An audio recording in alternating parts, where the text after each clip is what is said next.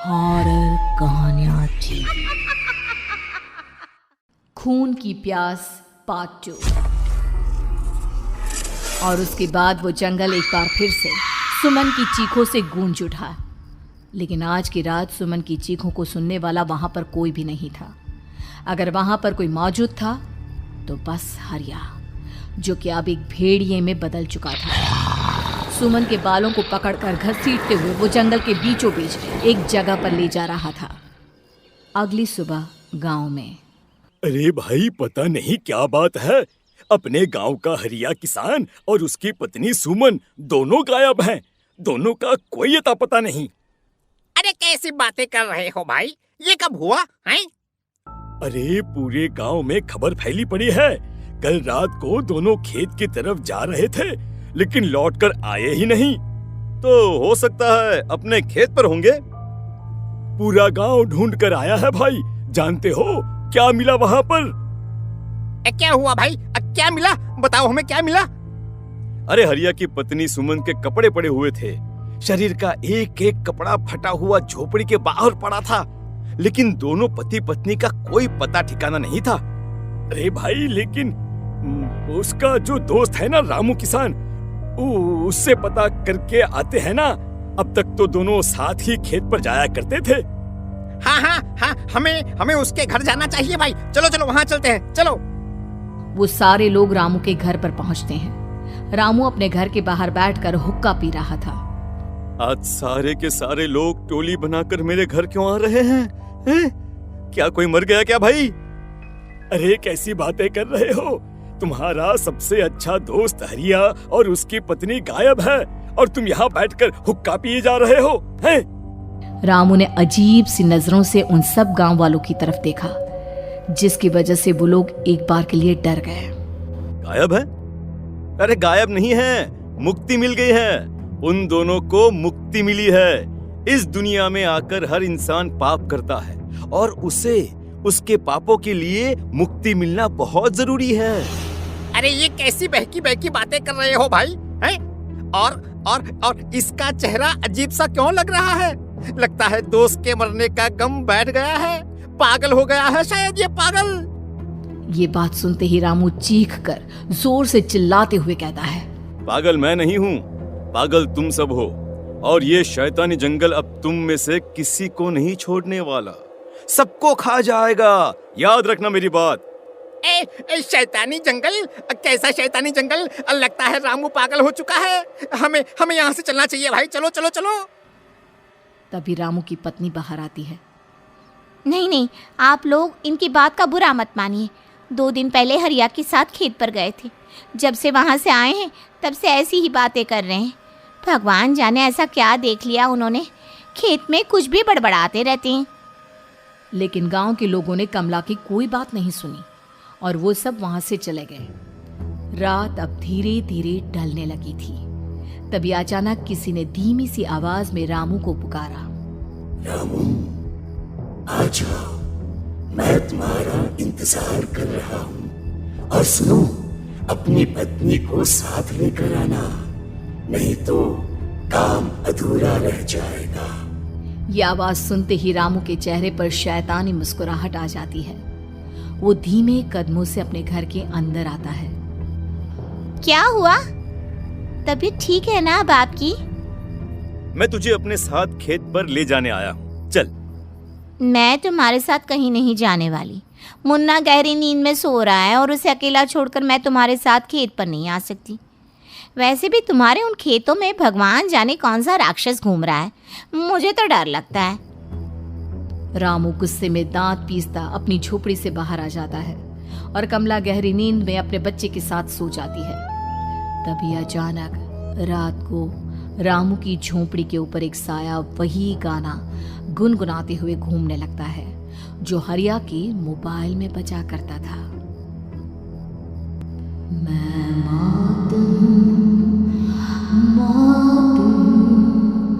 मौत जो पसरी है चारों ओर, जो आएगी कहीं से भी निगल जाएगी सबको।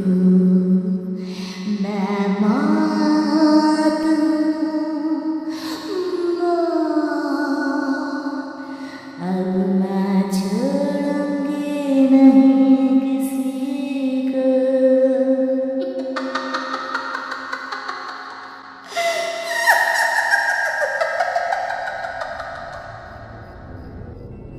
ये आवाज सुनकर रामू की पत्नी कमला की आंख खुलती है और वो देखती है कि उसका मुन्ना अपनी जगह से गायब था।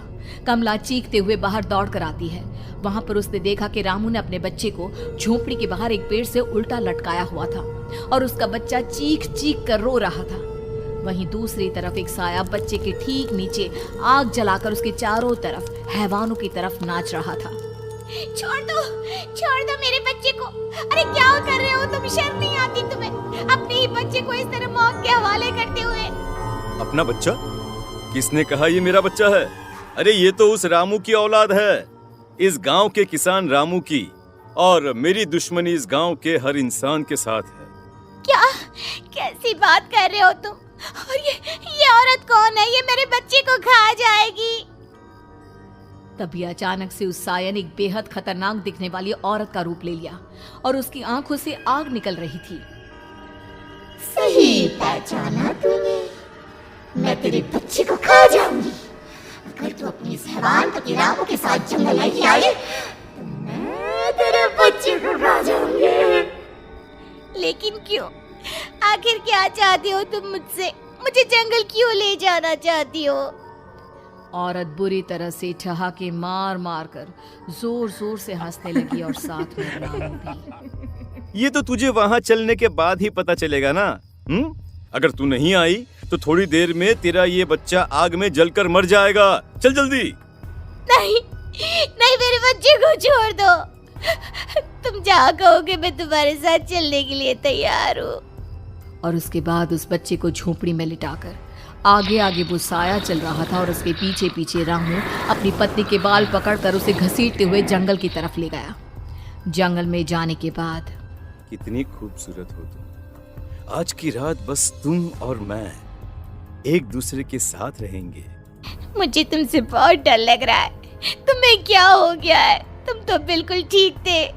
वो होगा जो हमारे बीच होना चाहिए। तो आओ अपने आप को मेरे हवाले कर दो। कमला ने डर की वजह से अपनी दोनों आंखें कसकर बंद कर ली थी। रामू ने बुरी तरह से चीख कर कमला से कहा, आंखें खोलो अपनी और मेरी तरफ देखो। कमला ने जैसे ही अपनी आंखें खोली उसने देखा कि रामू एक खतरनाक खूनी हैवान में बदल चुका था।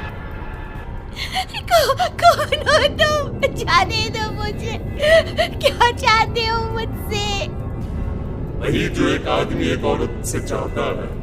मैं तुम्हारा पति रामू नहीं बल्कि इस जंगल का एक भेड़िया हूँ और आज की रात तुम्हारे खून से अपनी प्यास बुझा जाऊं। और उसके बाद वो जंगल कमला की दर्दनाक चीखों से गूंज उठा।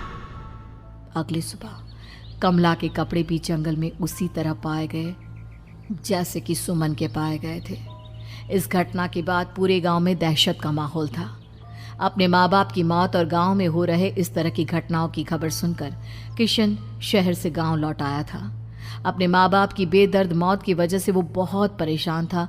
तभी अचानक उसे अपने घर में खाट के नीचे पड़ा हुआ वो मोबाइल फोन मिला जो उसने अपने पापा हरिया को गिफ्ट किया था। अरे कितने प्यार से पापा के लिए मोबाइल फोन लेकर आया था। इसे एक दिन भी काम में नहीं ले पाए। और आखिर कौन है जो गांव में इस तरह की हत्याएं कर रहा है? क्या है इन सब के पीछे? क्या है? मुझे पता करना ही होगा, वरना एक दिन पूरा का पूरा गांव खाली हो जाएगा। इस गांव में एक भी जिंदा इंसान नहीं बचेगा। गांव के लोगों की मदद करने के इरादे से किशन अपने गांव से दूर एक दूसरे गांव में बहुत बड़े तांत्रिक के पास मिलने के लिए गया। तांत्रिक बाबा, अब आप ही कुछ उपाय बता सकते हैं। भगवान जाने हमारे गांव को किसकी नजर लग गई है। नजर नहीं लगी है, किसी ने तुम्हारे गांव को बद्दुआ दी है। किसी सताई हुई आत्मा का प्रकोप है और अब वो पूरे गांव में किसी को नहीं छोड़ेगी जब तक उसकी आत्मा को शांति नहीं मिल जाती। अरे लेकिन ऐसा कौन है बाबा? किसकी आत्मा है और कैसे मिलेगी उसे शांति? मौत है, मौत कहीं से भी आएगी और सबको निगल जाएगी। इससे बचने का सिर्फ एक ही उपाय है, लेकिन उस उपाय को करना आसान नहीं होगा। जो भी उस उपाय को करने की कोशिश करेगा उसकी जान जा सकती है। भले ही मेरी जान चली जाए, लेकिन मैं अपने गांव के लोगों की जान बचाने की पूरी कोशिश करूंगा बाबा। तो ठीक है फिर, अगली अमावस की रात जैसा मैं कहता हूँ वैसा ही करना। अमावस की रात तांत्रिक के बताए अनुसार किशन अपने साथ केरोसिन लेकर जंगल की तरफ चल पड़ा। उसके हाथ में देवी के मंदिर का सिंदूर भी था। किशन जंगल के बीचों बीच पहुंचा। ये देखकर उसकी आंखें फटी की फटी रह गई। वहां एक उबलते पानी का तालाब था और कई लोगों की लाश लटक रही थी। किशन के माँ बाप की लाश भी वहीं थी। माँ, बापू, क्या हो गया? ये क्या हो गया? तभी वहां पर एक औरत और आदमी आते हैं। उन्हें देखकर किशन चौंक जाता है। गोपाल काका, आपकी तो 5 साल पहले मौत हो गई थी। और निर्मला काकी, आप? हाँ, मौत तो हो गई थी, लेकिन तुम ये नहीं जानते कि हमारी मौत कैसे हुई थी। क्या कहना चाहते हैं आप? कुछ नहीं, बस ये जान लो कि अब इस गांव में कोई जिंदा नहीं बचेगा। लेकिन क्यों काकी? क्योंकि 5 साल पहले इन गांव वालों ने मुझे डायन बताकर पत्थर मार मार के मार डाला। मेरी कोई गलती नहीं थी। गांव का एक बच्चा क्या लापता हुआ, सारा इल्जाम मेरी पत्नी पे डाल दिया। और जब मैंने निर्मला की जान बचाने की कोशिश की तो मुझे भी मार डाला। आपके साथ ये बहुत गलत हुआ काकी, लेकिन आप जो कर रहे हैं वो भी सही नहीं है ना? तुम यहाँ से चले जाओ, वरना तुम भी नहीं बचोगे। हमारी आत्मा पिछले 5 साल से मुक्ति के लिए भटक रही है। चले जाओ यहाँ से। मौका देखकर किशन सिंदूर उन दोनों के ऊपर डाल देता है। उनका शरीर जलने लगता है और वो भयानक तरीके से चिल्लाने लगते हैं। अगले ही पल किशन उनके ऊपर केरोसिन डाल देता है और वो दोनों जल जाते हैं। किशन अपने माँ बाप और दूसरी लाशों का अंतिम संस्कार करवाता है और अपने घर लौट आता है। लेकिन वो अभी भी इस बात से अनजान है कि मोबाइल अभी भी बज रहा था। मैं मौत हूँ, मौत